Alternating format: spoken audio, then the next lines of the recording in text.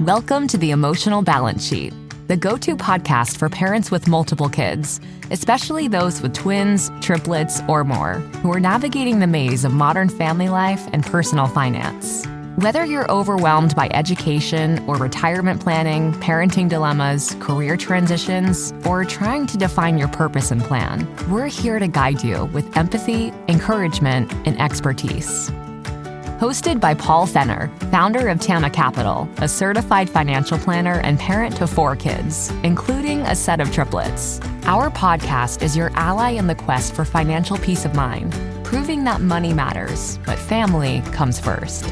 Subscribe now and join our community of empowered parents at tamacapital.com.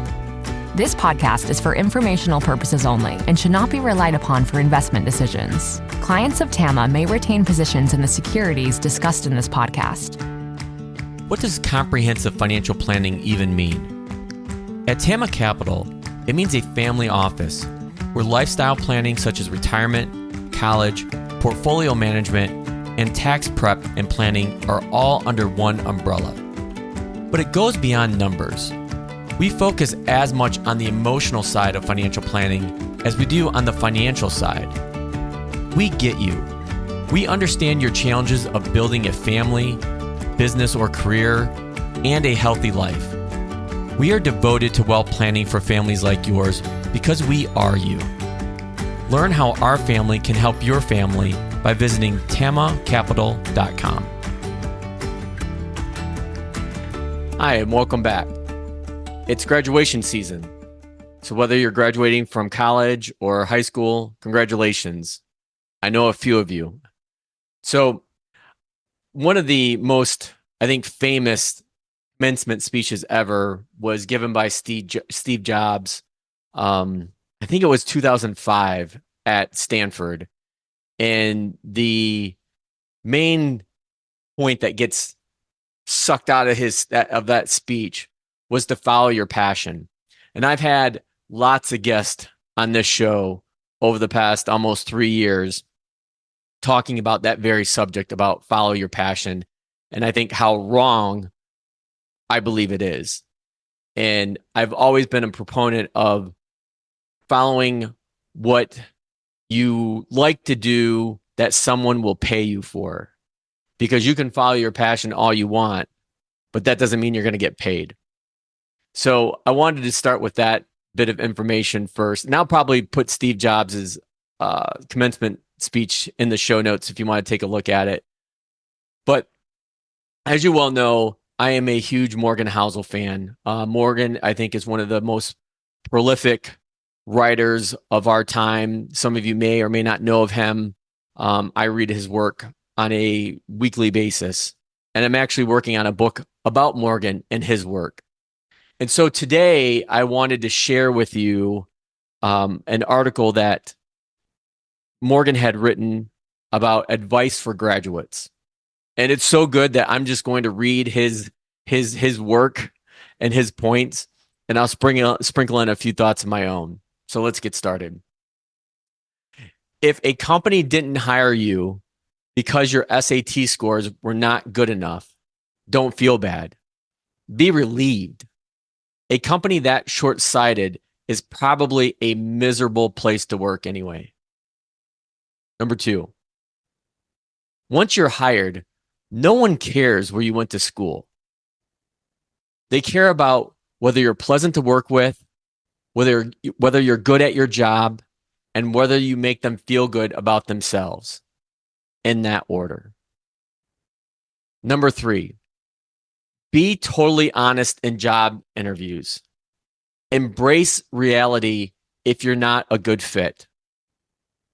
I think this is one point in particular that we could all use. I know that it's certainly something that I've had to adjust to in my firm, Tama, with the families I work with, and realizing not everyone's a good fit. And I think this advice is probably not told enough when people are interviewing for jobs. You're interviewing that company just as much as they're interviewing you. I've had multiple conversations with Carrie Chauchet, who's our resident career expert on the show, and I'll link to her information as well. Next point. Don't feel bad about changing careers. The odds that you have your life figured out at age 22 or less are barely higher than at any other age. And I have to chuckle at this one because I think I changed majors in college like 4 or 5 times. And my kids ask me this all the time, especially my daughter, Madison. She's like, Dad, what did you go to school for? You didn't go to school for financial planning. I'm like, nope. I was in accounting. I was an architect. I was in engineering. You name it. But when I look back at what I wanted to do when I was 13, it was this. It just took me 30 years to find my path along the way. Next point. Get comfortable with the idea that some of what you were taught in school doesn't apply to the real world.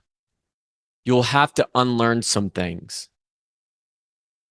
I think nothing teaches experience than doing. I think that's a good one to go along with that. Next one. This is a good one, especially for parents currently. A long commute will ruin your life. There are only so many good podcasts, like the Emotional Balance Sheet, that can support your sanity through rush hour. Speaking full disclosure, having a spouse that has a over an hour commute one way is not fun. So the college graduates, high school graduates, really college graduates I'm speaking to, keep this in mind. And there's stats on this where every, 30 minutes in your commute drags down your happiness level by a factor of X. It's a big deal. Next point. A strict office dress code is your first signs that you are about to be stuck. Next, people get accustomed to their income, but the misery of an awful workplace and long hours are enduring. Next, don't suck up to your boss. They can smell your insincerity from a mile away. Impress them with good. Realize that a pound of emotional intelligence is worth a ton of book intelligence. I love this next one. Say, I don't know when you don't know. I think that one bears repeating. Say, I don't know when you don't know. Next from Morgan. Live in a big city at least once and not one you grew up in. As someone that lived in 5 states, moved 10 times, I think, in the first 14 years of my career, I can attest to that one. Realize that some things you're certain are true are either wrong or incomplete. I think that goes back to an earlier point, is you're going to have to unlearn some things that you learned in college.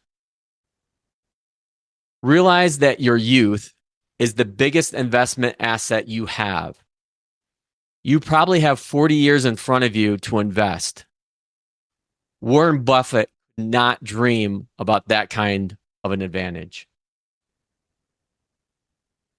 Change your mind when the facts change.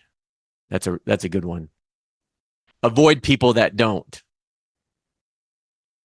You're under no obligation to have an opinion about anything.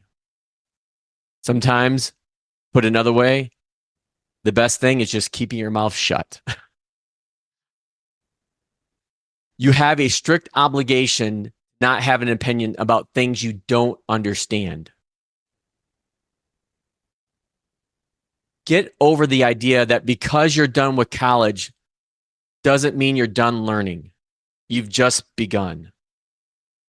I think I have read more books post undergrad and definitely post grad school than I ever read during my college years combined. Next, don't complain about your student loans. You took them out. Nothing you can do about it now. Figure out the most practical way to pay them off as soon as possible. Learn Excel. I don't know why more schools don't emphasize this. You'll use it in most jobs and will make your life easier. Even in the land of AI. That was my bit. Don't argue politics with anyone. It's a waste of time. The odds you'll change someone else's mind are the same that they will change yours. Realize that rational people can disagree. Don't make big decisions when you're emotional. The odds that you'll regret them approach 100%. And the last one from Morgan, realize that everyone's point of view is a product of the people they've met and the experiences they've had in life, most of which are out of their control. This includes yourself. Again, for all those graduates, college or high school, congrats, and we'll look forward to seeing you next time. Now that you've made it to the end of another great conversation, are you looking for more? If so, head over to tamacapital.com, where you will find all of our conversations. Use the search feature to find the topic or guest you would love to learn more about. Also, don't forget to make someone else's day by sharing our show. Thank you so much, and we'll see you next time.